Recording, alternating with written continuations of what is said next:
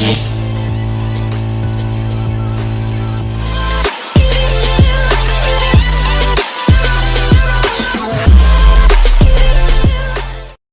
वालेकुम नाज़रीन, आज हम बनाएंगे करेले, कीमा भरे करेले, जिनको मैंने करेलों को साफ़ करके अंदर से इनका गुदा निकाल के तो नमक लगा लिए। थोड़ी देर इनको मैं ऐसे रखूँगी।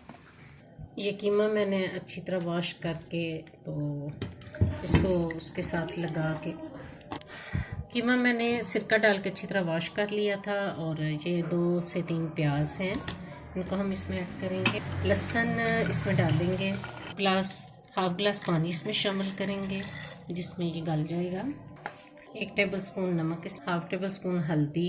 जैसे हम कीमा भरे करेले बनाएंगे इसे 15 मिनट के लिए। ये देखिए कितना अच्छा सा कीमा हमारा गल चुका है, बहुत सॉफ्ट और नरम हो गया है, गल गया है। अब हम इसमें मसाला जात शामिल करेंगे। 1 टेबलस्पून रेड चिली डालें, सब्ज़ मिर्च नाज़रीन इसमें शामिल करें। 2 टमाटर हैं बड़े साइज़ के। कीमा और करेलों में टमाटर ना हो तो वो भी फिर मज़ा नहीं आता, टेस्ट नहीं बनता। हम इसमें ऑयल शामिल करेंगे। ये खुश्क धनिया 1 टेबलस्पून नाज़रीन इसमें शामिल करें। हमारा कीमा भुन चुका है और ऑयल को हम मुनासिब मिक़दार में इसमें शामिल करेंगे, क्योंकि अभी इन्होंने करेलों में फिल होके तो फिर फ्राई होना है। ठीक है, अब ये करेला एक लेके उसके कीमे से फिलिंग की है मैंने, दोनों साइडें फिलिंग कर ली हैं और ये मैंने ऐसे रखा है। इसी तरह सारे करेले जो हैं उनकी फिलिंग करते जाएं, कीमा अंदर डालते जाएं। हालांकि मैंने कोशिश की है कि कीमे में थोड़ा ऑयल कम हो, लेकिन फिर भी लगता है कि कुछ हो ही गया ज़्यादा। ये नाज़रीन मैंने ये सारे कीमे से फिल कर दिए हैं और अब मैं इनके ऊपर ये धागा फेरूँगी। ये ऐसे धागा फेर लें ताकि ये ऊपर ना हो सके। ये देखिए, ज़रा ज़ोर से फेरिएगा। ये देखिए नाज़रीन, ये मैंने धागे ऊपर लपेट दिए हैं। ठीक है, अब हम इनको फ्राई करेंगे।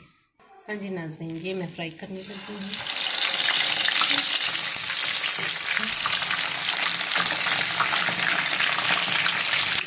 हाँ जी नाज़रीन, ये देखें कि एक तरफ से थोड़े हुए थे गोल्डन और मैंने उनकी साइडें चेंज की हैं।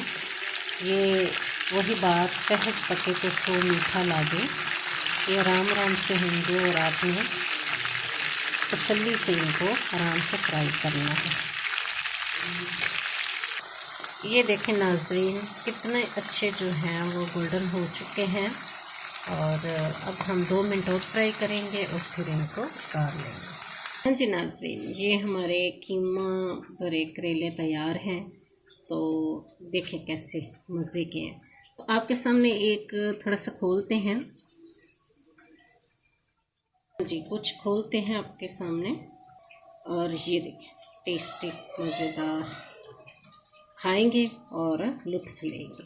ठीक है, और इस दुआ के साथ शाद रहिए, आबाद रहिए, अपनी ज़िंदगी में आज़ाद रहिए। फिर एक नई रेसिपी के साथ मिलेंगे। लाइक और सब्सक्राइब ज़रूर कीजिएगा आप, और यह भी बताइएगा किस मुल्क के किस शहर से आप मुझे कमेंट्स पास कर रहे हैं, मुझे बहुत खुशी होगी। आपसे इजाज़त चाहती हूँ। अल्लाह हाफिज़।